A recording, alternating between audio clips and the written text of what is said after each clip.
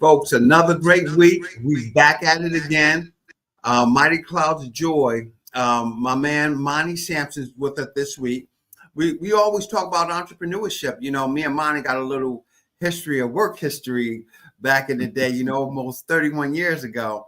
But it's a great pleasure. I'm honored that he came. And folks, I just want to just reiterate, the sky's the limit. You might have heard that before. You might have heard other people say it.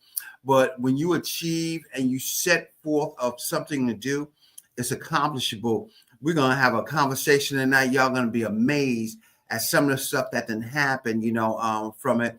I'm going to share a little side note with y'all. Me and Monty used to throw bags together at Southwest Airlines.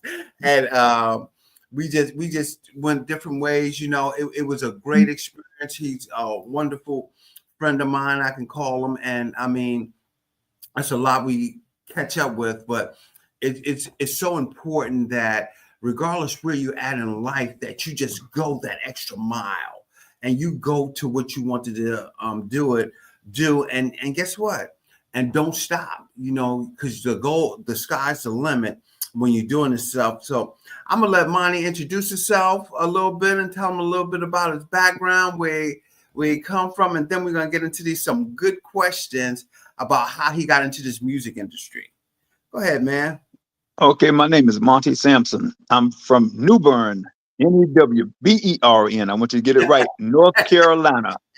And I was introduced to the gospel quartet world when I was 6 years old by my mother, Mrs. Ethelbell Sampson, who's still living at 92 years of age and still getting around.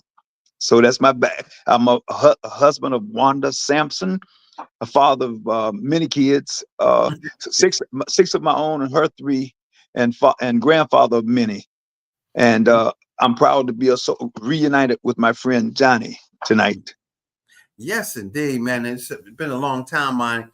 So tell us a little bit, I know working at Southwest and staying in this music industry, I mean, how did you manage that? I mean, tell us how that kept going for you and what that was like.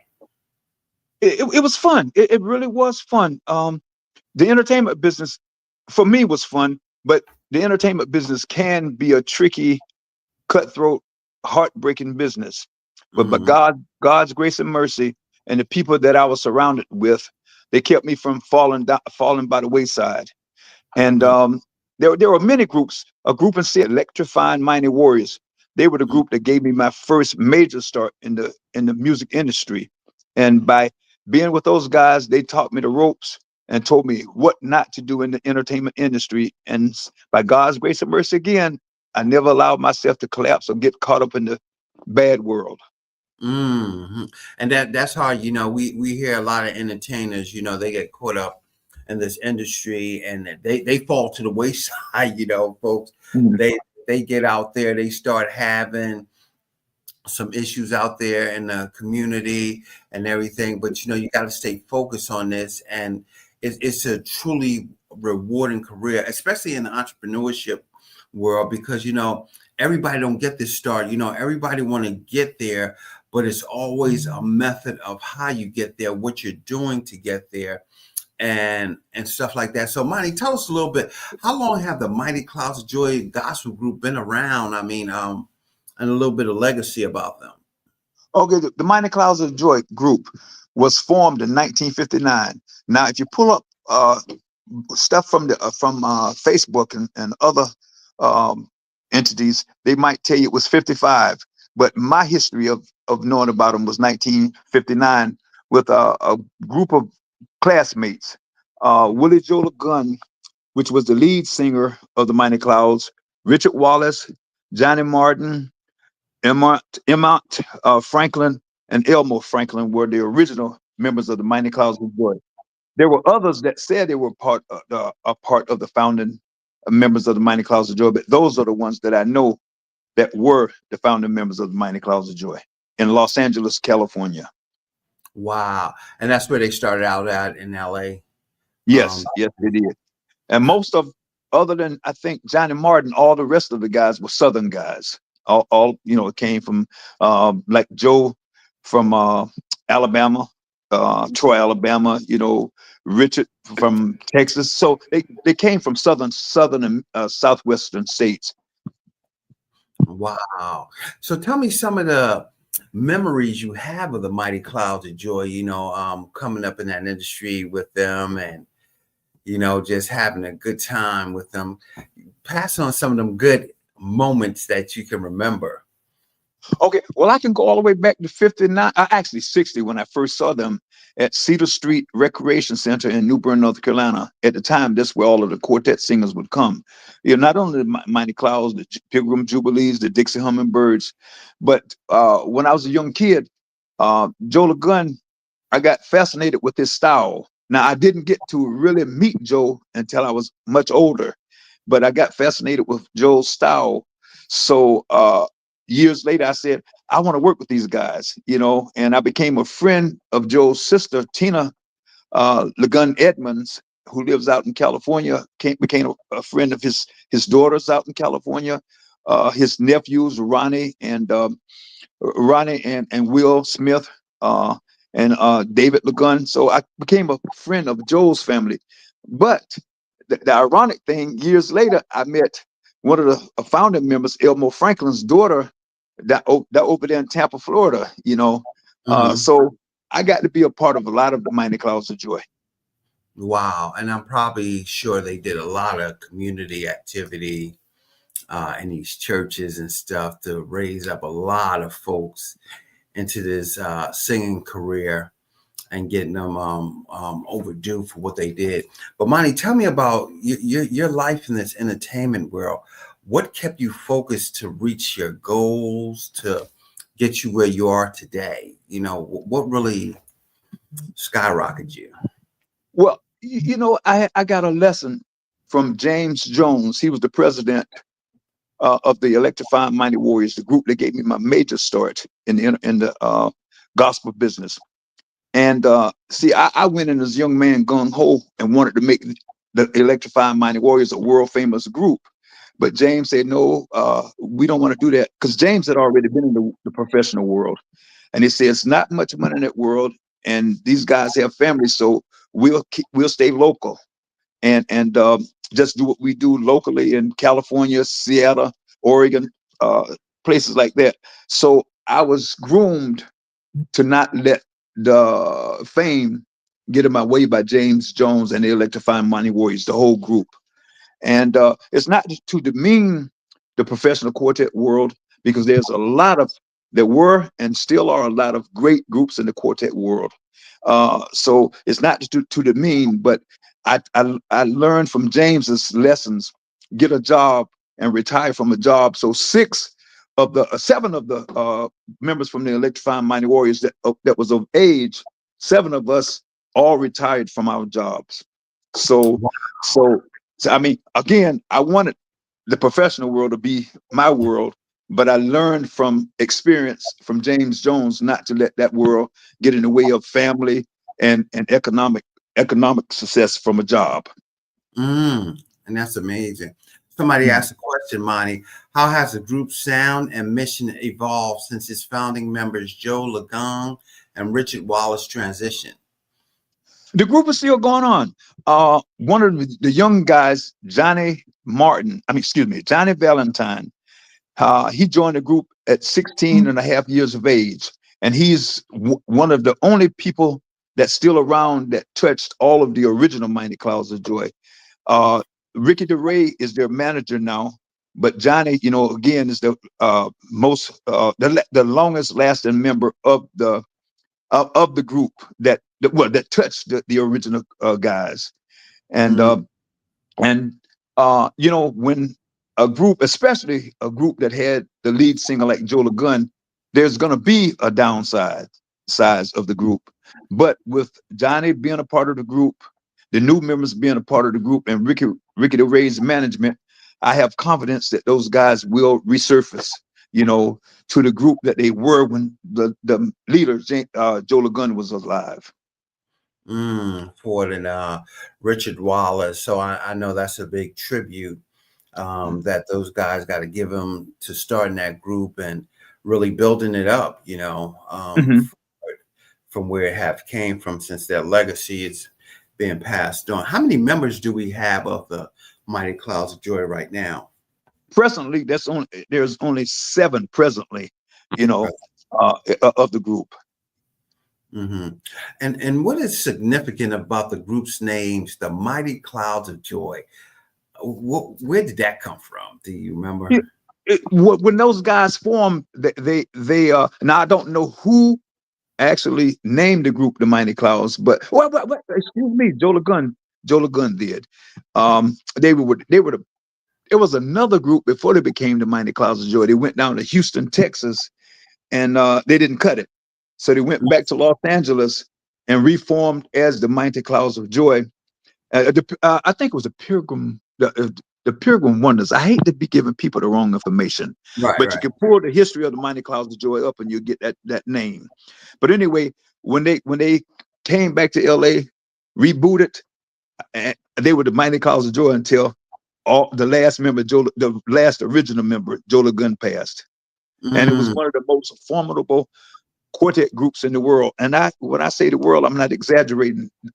The Mighty Clouds of Joy was one of the greatest groups in the gospel world, be it be it choirs or contemporary, because the Mighty Clouds of Joy traveled the world many times, and they received a plaque and appreciation program at the White House when President Jimmy Carter was in office. And they performed before queens and kings and emperors of Japan. So they're a world traveled group. Wow. Yeah, that's amazing. That's good gospel music. We all grew up on that stuff, having some good songs as we heard them year after years after years.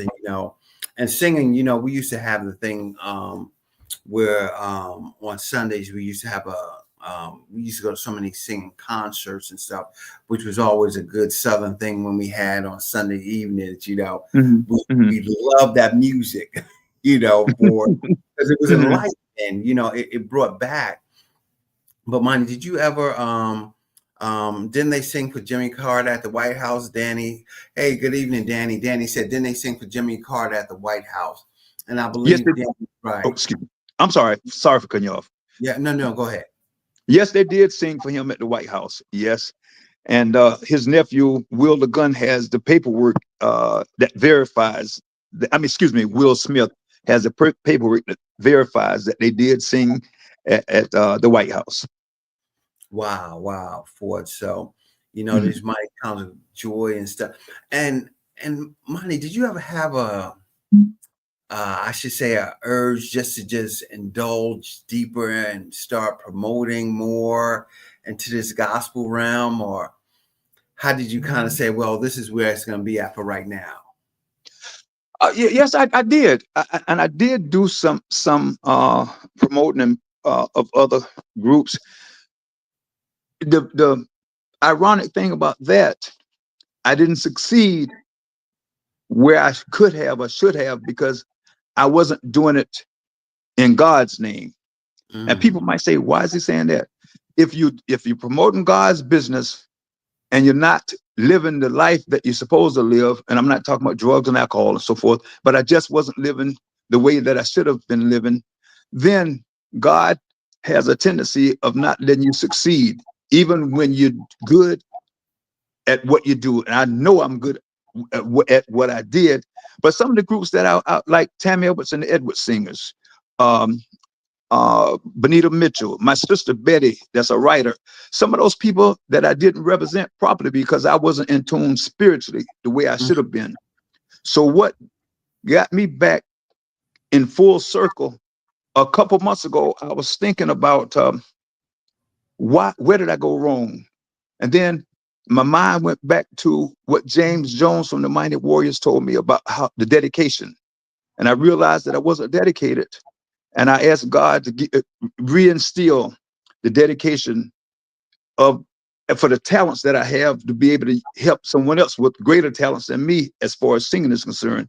So just about a few weeks ago, my spirit was restored, my spirit to do what needed to be done. And Mm, I'm giving the public the truth because I could easily come up here and lie and exaggerate, but no, I was the problem. I was the mm, problem that hindered other people's growth. and that's amazing.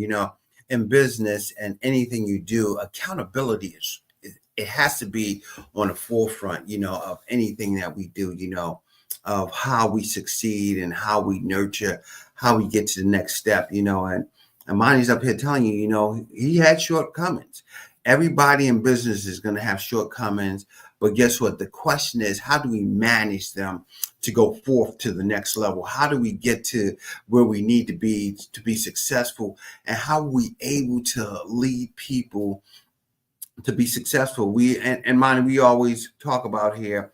Hey, how you doing tonight, David? Ford. And as Chuck said, I love accountability because accountability stands out when you're in business and you're doing stuff like that. So we know Monty then has some shortfalls. He then has some upcomings.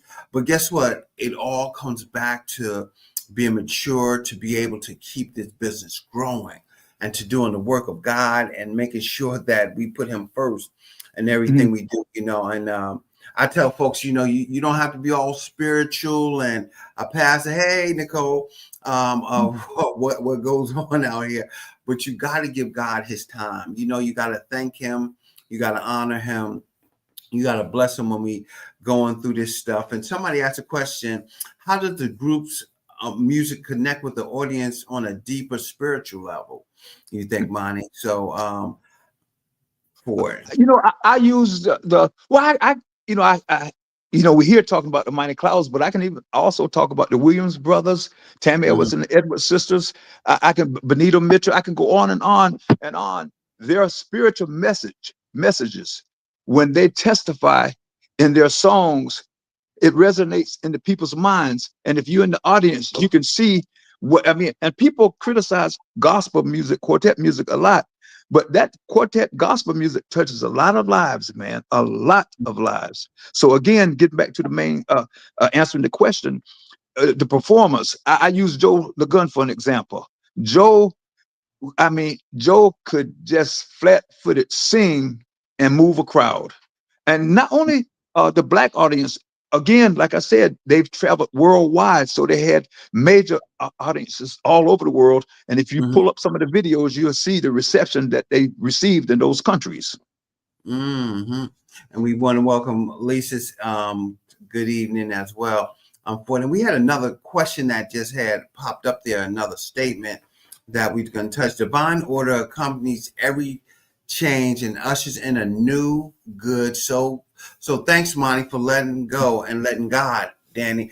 Thank you so much for that, Danny. We got to let go and let God, because if we don't, you know, all of our business, all of our whatever we were developing can fall by the wayside. Mhm. And you can see that happening. And Monty, you probably can share during that time of seeing that you had some failures, how did you regroup to get yourself back to where you need to be to keep it going? Again, and this is being recorded, so I won't exaggerate. I just recently refocused on what I learned from James Jones of the Electrifying Mighty Warriors. I refocused on what he taught me. And then I said, hey, let me revert back to what I was doing with the Mighty Warriors. And the Holy Spirit came into me. So now I feel whole. I feel like some of those people that I let down because I spiritually wasn't ready to represent them. I feel if those people came back to me in my life and allowed me to be a part of them, I can take them where they need to go by God's grace and mercy through Jesus Christ. And again, I put everything on me because I was the one that fell by the wayside. And it wasn't that I didn't have confidence. I just wasn't responsible. Mm.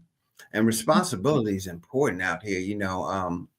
We see a lot of groups out here that if they don't have that responsibility or that accountability partner, man, it can be dangerous out here for the growth of the company, for the success of the company. And Monty, where do you see the success of the Mighty Clouds of Joy today, from where they were before, 10 Okay. years?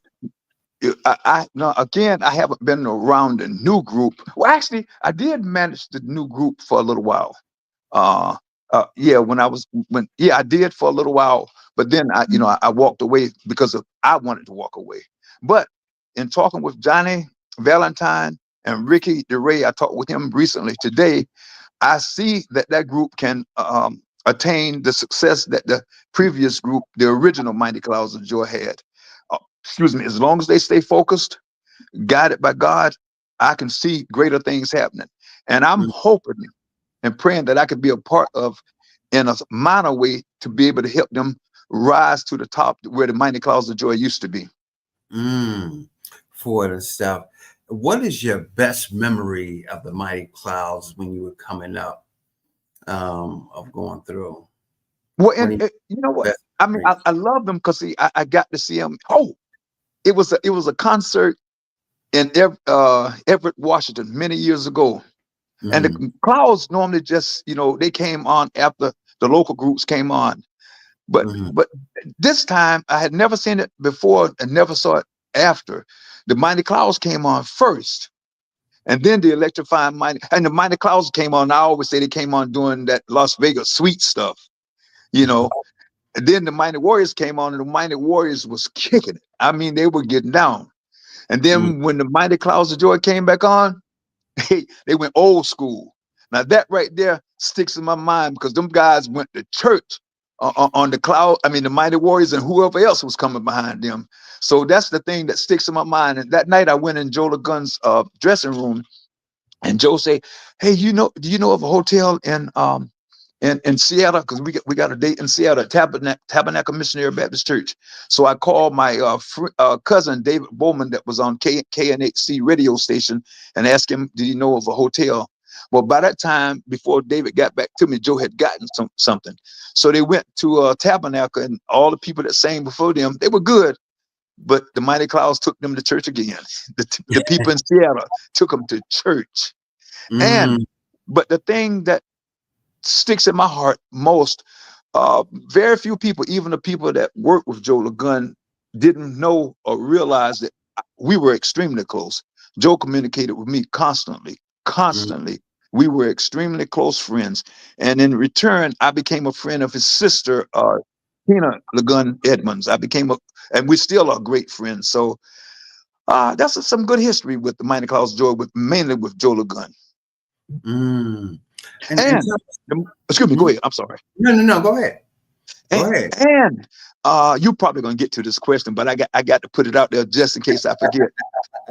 The Mighty Clouds of Joy there was always a transition of singers and musicians, but having been in this business as long as I've been and know a lot of guys that I know in different forms of the quartet world, the Mighty Clouds of Joy had the greatest musicians and singers that I've ever seen. I mean, Mm-hmm. you can go with Ron Clark, Irvin Big Man Williams, Spanky, Al Alford. I mean, you can go Johnny Valentine. You can just go on and on and on with the musicians. And the musicians, long before those guys came on, they had some dynamite musicians and background singers. Mm. And tell me, what were some of them favorite hits of that Mighty Clouds of Joy that you remember? I'm pretty Uh, you know, sure. you know, it's ironic. The one I like the most, I mean, oh no, I like them all, but that Family Circle, I love when they sing that when Joe used to sing that song. But Heavy Load, I came to Jesus, pray for me. I mean, so if you go and pull up the Mighty Clouds of Joy on YouTube or any other form of music Mhm. format, you can see how great those guys were. They were great. So anything that the Clouds did, I enjoyed. I know that's right. Somebody asked a question: what message or feeling do you hope listeners take away from their music if they go back? And if I go to turn on some YouTube to hear some old Mighty Clouds of Joy, what message do you think they would take away from them guys with their singing? I'm not going to ask them to compare the Clouds to other groups. I'm going to say, listen to everything the Clouds does, and you'll know that they were the best of the best. They were just that good. And I Mhm. mean, again, now I'm focusing on Joe Gunn, but he had to have that background to make him strong. So the background, and I did allude to that, that background was second to none. And they had different variations of the Mighty Clouds of Joy. Other than Joe Gunn, they had different variations, of musicians and singers. But those singers and that background, whoo, hey, uh, oh, you couldn't get better. Couldn't get no better. Am I Mm. in that entertainment world? There's got to be a lot of ups and downs. It's got to be a lot of things that y'all face there to kind of seem like it's can be overwhelming, as I want to say. What do you think was one of the most overwhelming things you probably experienced in that entertainment industry? In that industry, especially with the quartet world, say just a ballpark figure. Say they were promised $30,000 for a Hmm. concert. We use Virginia as an example, and you get half of the money, $15,000. You get it, but when you get to the city, that other $15,000 isn't there. And mind you, you got guys that have families, and Hmm. and you go there, you're looking for your money. But for the most part, the Clouds went on and performed, But that's the disappointing. I mean, it's all forms of entertainment, but in the quartet world, it's even worse, Hmm. of not getting your money. And I just recently encountered that, someone, one of the heavy hitters in the gospel world, didn't get all of the money, but some other people had compassion enough to ask the congregation, and it was so sweet and beautiful, the congregation to help raise the funds that they were supposed to have gotten, and the congregation did. So that's when the customers, the fans come to play. And it was so sweet and beautiful to see that happen. Mm. Mm. Mm. Somebody's asking a question. So, what in this entertainment industry? What do you encourage anybody getting into it understand about it, and how can they be successful? The first thing I'm going to tell you, Hmm. learn the business. Do not sign the contract with a record label. Go be as independent as you can be. Make sure you have a good attorney, a good attorney, because there's a lot of attorneys out there, but make sure you get the right attorney and the right management team to make sure, I mean, to ensure that you don't get thrown to the wolves, because it's a cold-blooded dog eat dog world. It's much cold-blooded than you think it is. It's really cold-blooded. But know your business, and copyright all of your music. Don't have somebody else do it. Do it yourself to make sure it's copyrighted with the Library of Congress, so you'll get residuals from your songs years later. Years and years ago. Somebody also put here, I'm entering music in my major in college. How hard is it to get within the music industry as I'm studying it? Music industry, and being honest, it's a cutthroat industry. But again, learn the ropes. Get somebody that you can rely upon, a good entertainment attorney, and make sure that entertainment attorney specializes in what you're doing. Hmm. And make sure that you have nobody. You look at all of the paperwork. Don't rely on an entertainment attorney or manager to take care of your paperwork, because years later it can come back and bite you if you don't have all of your business in order. And that's important. And folks, we're gonna have Monty's number run across the screen as well. Because if y'all want to call and ask some questions, he'll love to speak with you about that. It's 813-380-1149. Reach out to him. I mean, we have some folks that's probably listening in this music industry, and that's probably gonna need some pointers, that's gonna need some details. And folks, I just want to provide you with the resource that some folks have been through it, like Monty, and he done seen a lot of stuff in this industry. So guess what? Getting advice, getting some knowledge, getting some understanding of what he went through, how he handled it, how he managed it. Because the biggest thing is that he can still live to talk about it. He can tell you about it. He can give you the good side of it. He can give you the bad side, but the best side is the truth. So you can hear both sides, but you got to hear the truth of the if you're going to get into that industry, if you're going to start to be able to indulge in that music, because there's so much out here. And guess what? On another level, it's a lot of positive things going out here in the that they promote in the churches in the community out there singing. That we've seen the Mighty Clouds of Joy was at the White House. That is amazing to be able to perform in front of our government staff, and let them know that they're worthy group that's out there doing some good things out there. So reach out to him, just call him, send him a message, say, hey, can I ask you a couple of questions here? Because guess what? It's the best way to be prepared to get in the industry. And guess what? And you'll get a lot of information, more than you can ever imagine for it. Because guess what? We see a lot of these shows, Monty. Sunday's Best and all that stuff. And we see these people, Bobby Jones performing and all that stuff. And that's the type of industry you living in, for it. So you got to prepare to be out there in the open when them people ask those questions for it, and keep it going. But Monty, something I want to know, what kept you motivated? I mean, what kept you just going forward, even though you had all this weight on your shoulder and different things happening? Well, what re-energized me again, the story I told you, that I reverted back to what I used to do with the electrifying Mighty Warriors in Seattle. But the thing that's driving me now is I have to, how should I use this state? The people that I disappointed and let down because I didn't give them my best. And it Mm-hmm. wasn't anything about alcohol, drugs. I've never done that stuff. It was just me. I just had I just messed up. I just couldn't do it anymore mentally. I just had a mental collapse, and not psychological. I mean, not having a nervous breakdown, but I Right. just didn't feel I was worthy because again, I wasn't representing God properly. So Mm-hmm. now that I'm representing Him properly, I know I can do great things for other people through Christ. And then this church I attend, College Hill Church of God in Christ, over in Tampa, Florida. I've been there 25 years. The previous pastor, Elder Charles Davis, that recently passed, he was a great friend of mine. He encouraged me.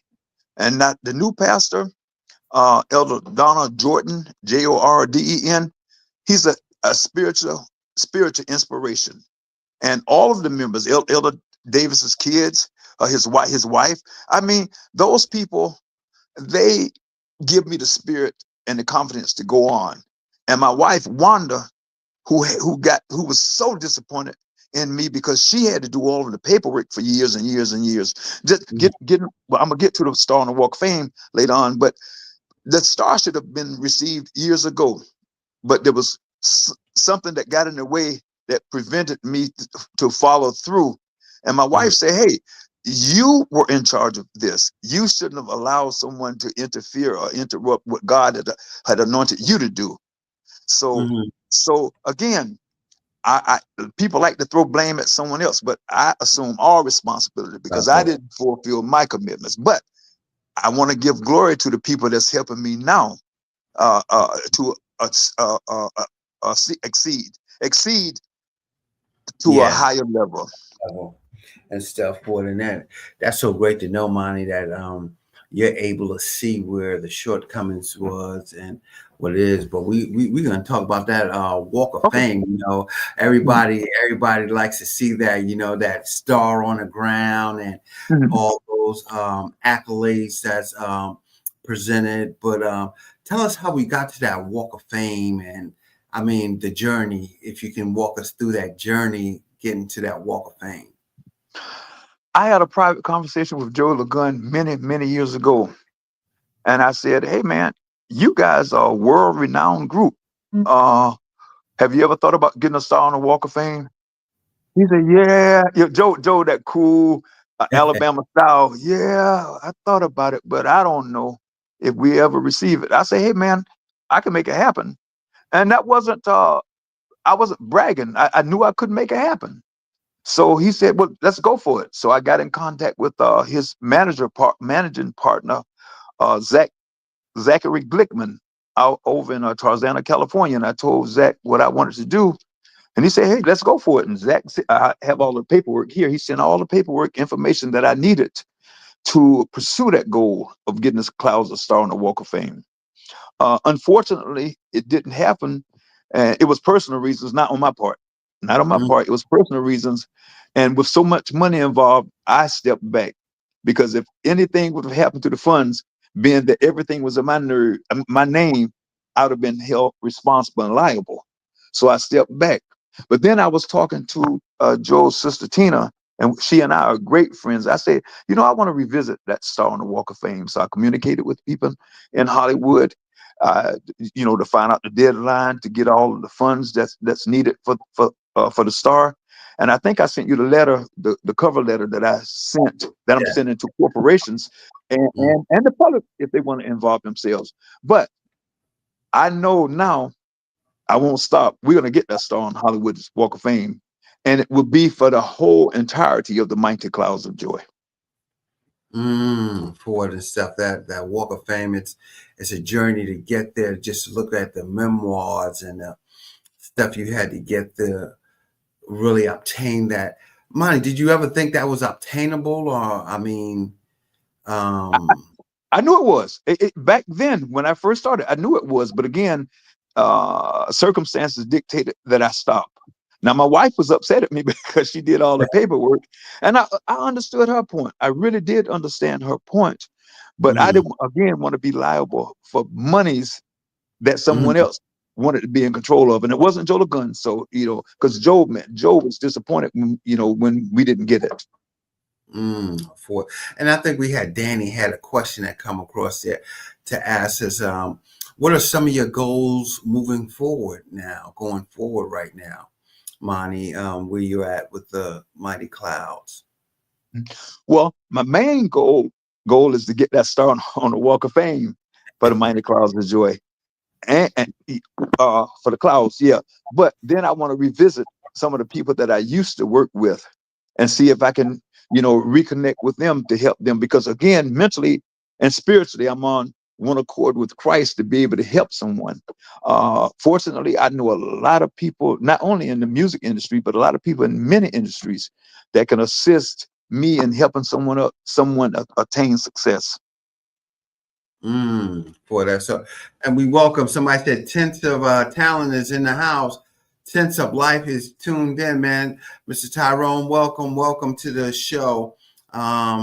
Ford, and good evening. Yeah, but we having a great conversation here with Monty, with these Mighty Clouds of Joy, and man, the story and the legacy that is going to continue to live on, and the goals he has set. We walking on, putting that star down in the ground, and Monty's still moving forward in this. Monty, how many years of this in this industry we have now? If you can For give us me, that. Yeah. oh man, it's I can go back to I did freelance public relations and promotions for James Brown, so I can go all the way back to 1978, 79. Oh, wow. Now again, it was freelance public relations and promotions, so it can go all the way back there. But my main love has been the quartet world. And don't get me wrong, I enjoy choirs. I enjoy secular music, Yeah. contemporary music. But that quartet world, I was introduced to it by my mom in 1959 as a kid, as I said before, at Cedar Street uh, Community Recreation Center in New Bern, North Carolina. So that's been my number one goal to help Mhm. someone attain success in the quartet world, gospel world. Now, Mhm. don't get me wrong, I'm not the only one that can do this stuff. There's other people that are far greater than me. There are a lot of great groups. One that I can think of right now, and I ask everybody to go on YouTube, Google, Flossie Boyd Johnson and Favor. It is one of the tightest groups that I've ever seen. It is tight. Mm, and she's out of South Carolina, but she is tight, and I have a number. So if anybody want to contact her, I'd be more than happy to. Matter of fact, I'm working on a project for her now. I talked with her about it. I'm working on a project for her out in Los Angeles. So, but mm, remember the name Flossie Boyd Johnson that's a and Favor. plus. And favor and favor. Mhm. And where they based out of? They out of Florida, or are they South Carolina. South South Carolina? Carolina. South Yes. Now Carolina. you just mentioned Florida. Down here in Florida, from Orlando, Tampa, Kissimmee, Miami. In Florida, some of the greatest musicians and singers I've ever seen or heard are down here. I mean, Mm, some of the greatest. My friend Andre Bryant, he has a group that's dynamite. I mean, I can just go on and on. I used to mm, manage a group called the Spiritual Wonders, and they were on the downside of their careers. But those boys were better than some of the newest people that I've ever seen. They were super good. You know, good. they're no longer in existence, but they were good when they were doing it. And I met Mm, them when I first moved down to Florida. yeah, and folks, this is what success sound like. You know, we heard the downside of stuff going up. We heard the upside. We heard the goods, the bad, and many years of this going on. So when you out here and you're engaging like that, know that we're gonna have some shortfalls. But guess what? As you see Monty right now, he didn't stay there. He could have just sat down, moved to the side, put this thing to the side, and kept moving. But he stayed focused. Know that his shortcomings was there. Know he still had a goal to accomplish, but kept moving forward. Something I like, in these gospel groups, Monty, and I might be changing the subject a little bit. Monty, you will be the bringing entertainment to Tampa. Absolutely. Yeah, Monty's definitely gonna bring some entertainment to Tampa. He right there. That's home. But Monty, something that always intrigued me about when I seen those gospel groups or quartets was that dressing. Boy, they were some sharp brothers in them suits, ties, those pockets. Man. So I always wondered, man, they got their own seamstress. I mean, how do you get together so close on point like that? Well, I know for a fact the Williams brothers used one of my friends, Clotee, Clotee McAfee. She's no longer with us, but she did most of their uniforms as well as people in Hollywood. So yes, the quartet world, and again speaking on the Williams brothers, had a seamstress that was professional that did their uniforms. And Wow. yeah, and they are some the quartet guys. Some of them are some of the cleanest people that you ever want to see. Right, right. Boy, you always gotta emulate those guys, and they up there.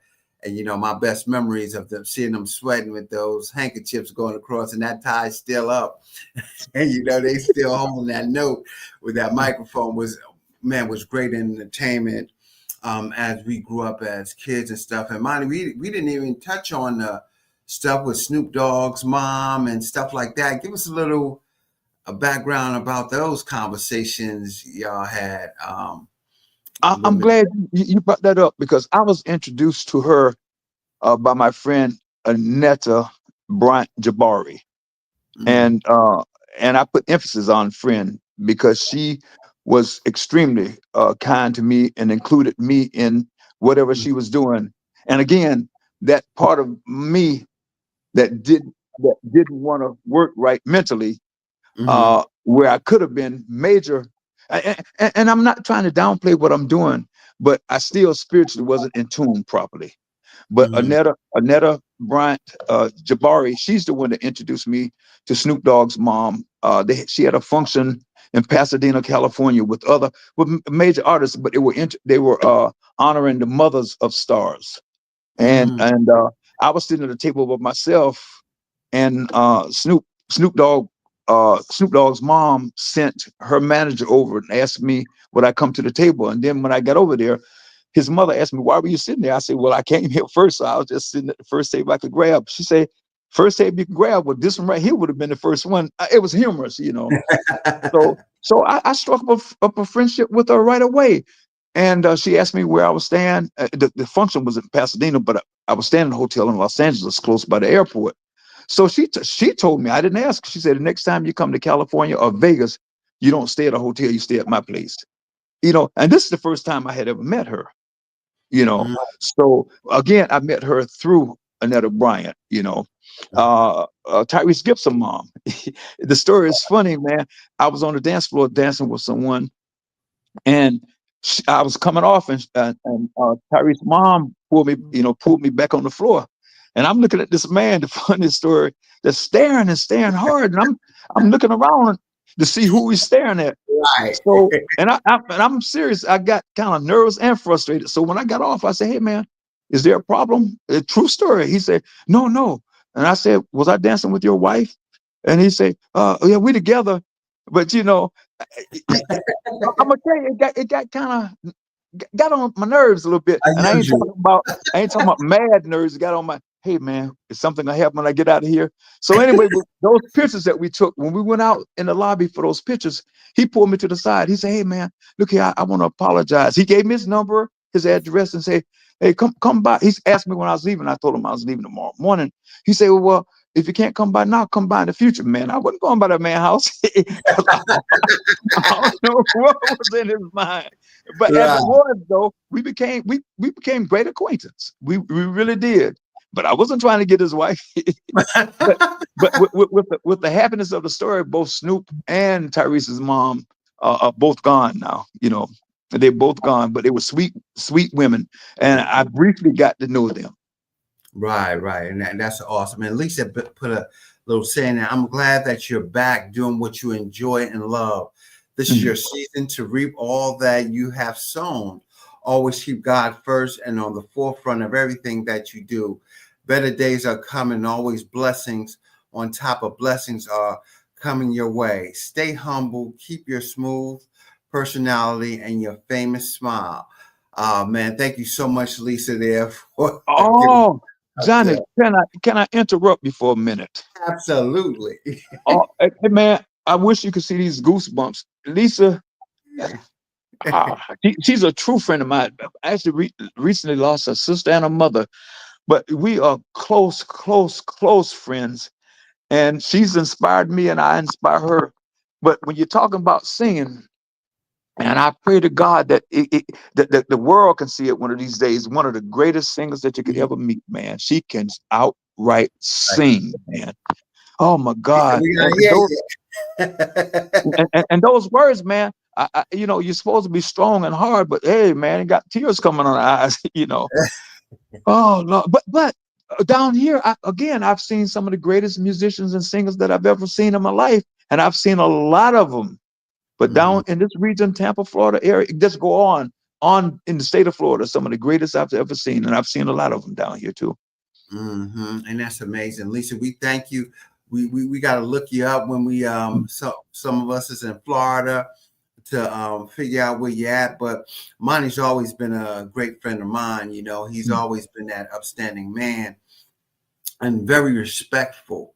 As I recall it, as we worked together for many years and everything. But this entertainment industry, when I had the conversation with Monty, I was like, Monty, you got to tell a story, man. This is a life changing experience here because you never see the opposite side of the real person out there when you out there in a crowd. It's always a facade we have above that. Oh man, these people ain't going through nothing. Nothing happened, but we done seen a lot of stars that have fell by the wayside through a lot of different things, from suicide to drinking Mm, to drugs and anything. And you got to thank God that He spared people's lives to go through this thing. And Monty's a true example right now that being in that music industry, that God spared his life to tell a story, to be able to just acknowledge that He's still able and human, and He's able to see where He have brought him from.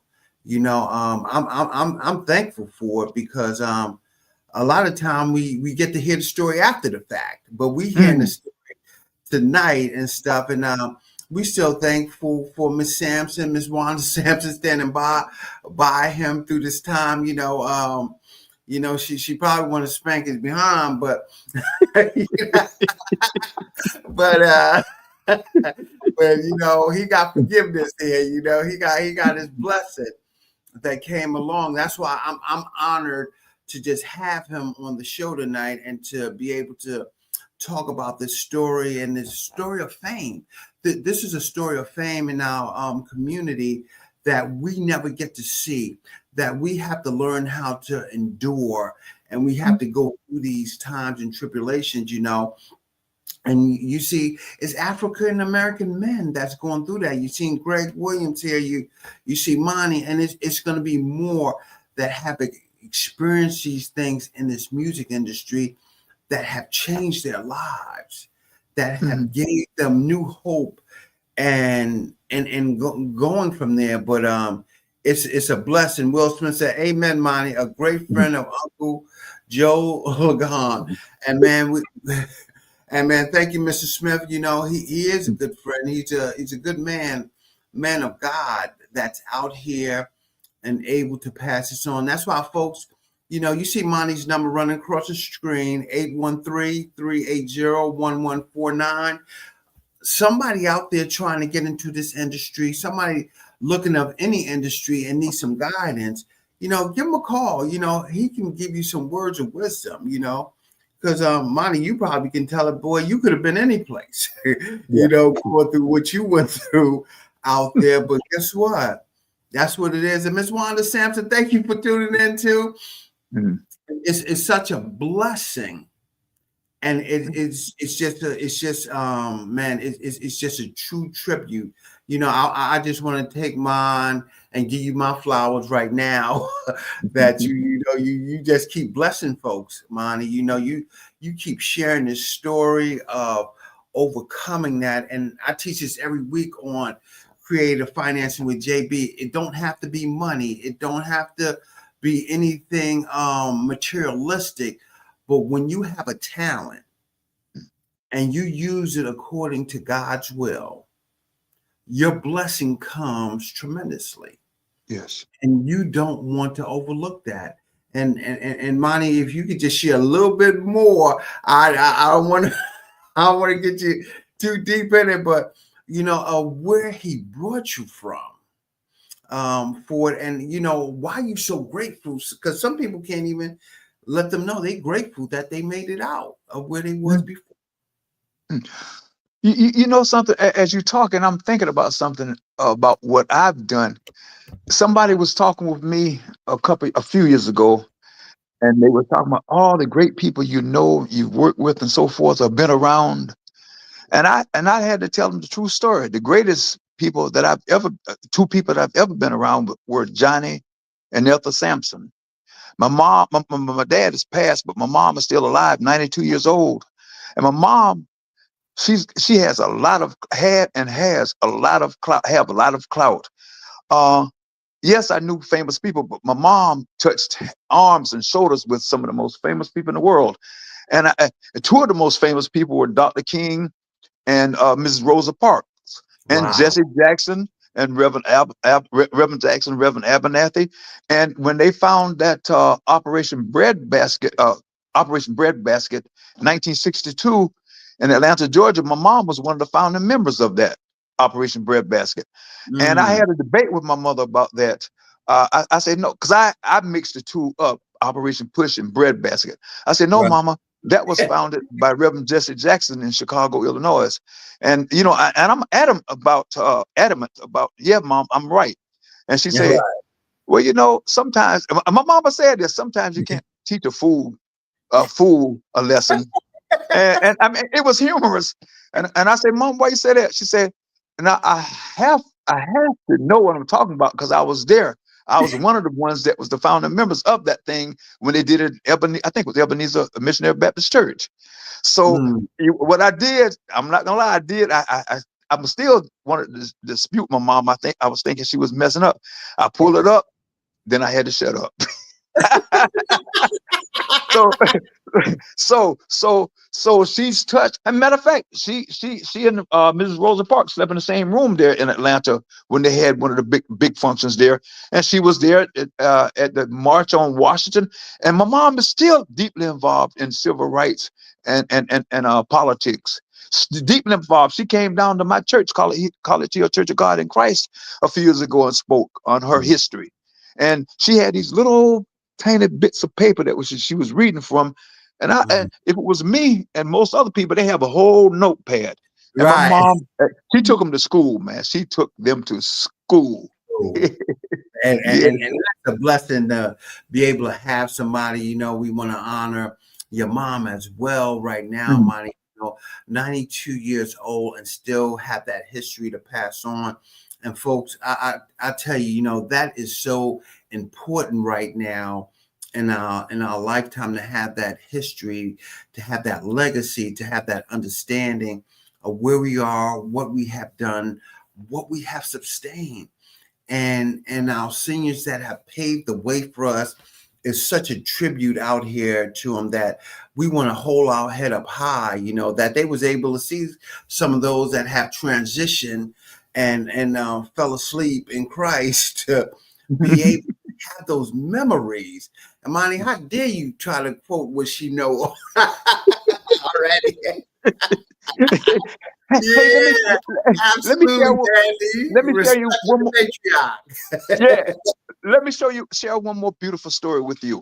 Now, Uh-huh. okay, I told you the church I go to, but I didn't. I reformed a couple weeks ago, really, but it started at this Spirlina YMCA here in Riverview, Florida. It started here because those people that I socialized with at that YMCA helped change me, helped make me become more responsible. And they look at me as a leader. At the big table that we sit at, they called me the chairman of the board.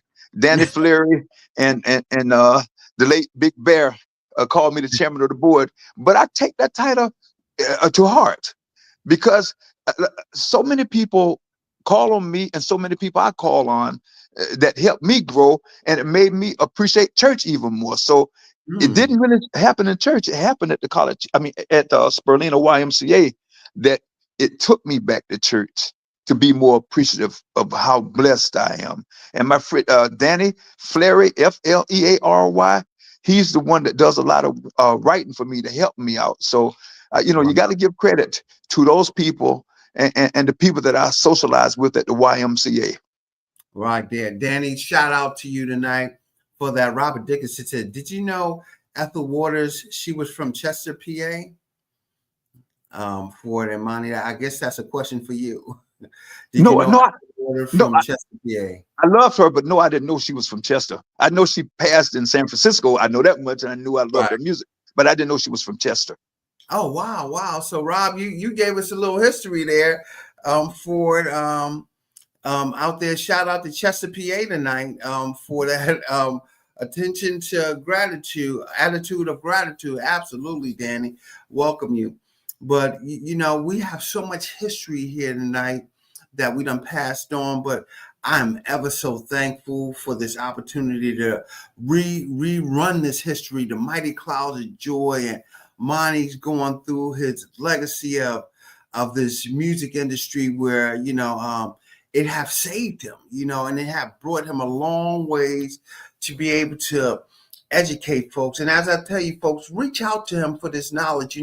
If you're thinking about getting in this music industry, you're thinking about forming some type of group or something, it's nothing better than get a little counseling and guidance from somebody that done walked through it, somebody that have talked through it, somebody have done dealt with the what they call a sheep's and wolves clothing and for this stuff. And my man Monty Sampson have did it. So feel free to give him a call and say, hey, Monty, I seen that show.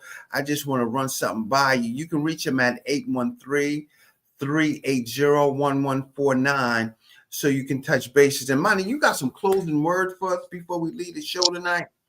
Yes, although we're reaching out to corporate America, if the general public want to get involved in getting the star for the Mighty Clouds of Joy on Hollywood's Walk of Fame, You can contact me at 10810 Boyette, Boyette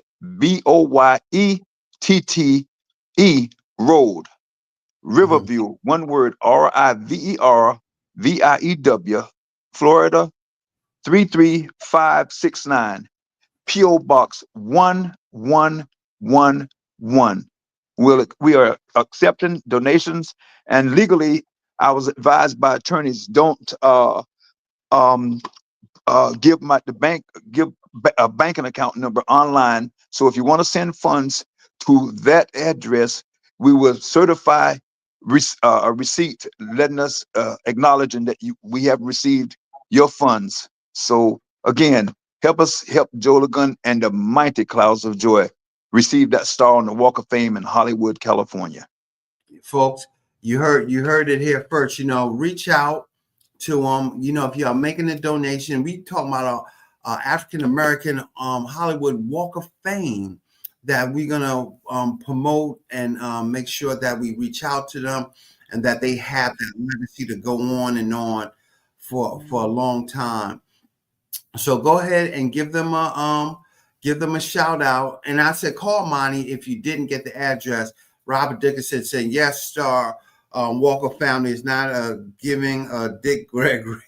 Yes, Hollywood star Walker family is not giving a Dick Gregory. His star has to be donated through private funds. All right now, Rob, for and everything. But folks, we want to thank you again tonight for tuning in. Awesome show. I want to thank you. I'm honored to have my good friend Monty Sampson on here from the Mighty Clouds of Joy as we promote. We get ready for that Walk of Fame. And as I tell you, providing resources and knowledge is the key as we continue to grow.